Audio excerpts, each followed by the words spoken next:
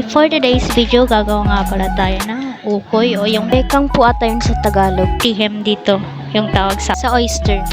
Una ay pinakuluan niyo yung tihem o yung oyster at nilagyan ng harina. Siyempre, lalagyan niyo ng tubig para ma-mix-mix. Dumekos-mekos ba?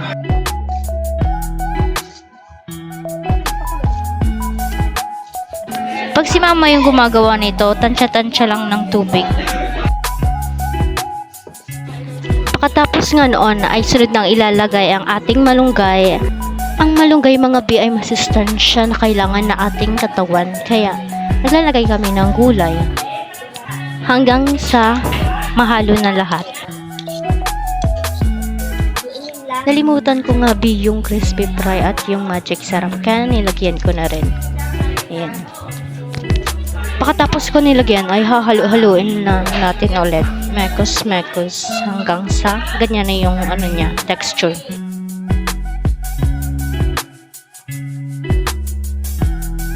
Sunod nga ay nagpainit na ako ng ulo, ng kawali na may mantika. Pag mainit na ang kawali mga bi ay ilalagay na nga natin ito upang maluto na syempre. Tapos pag brown na siya, luto na yan, pwede na siyang hanguin.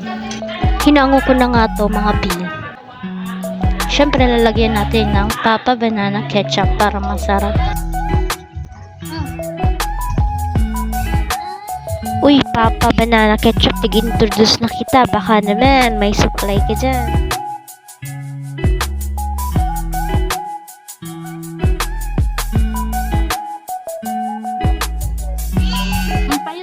Nagka-crave ka na rin ba? Kung meron lang naman ito sa inyo, gumawa na kayo.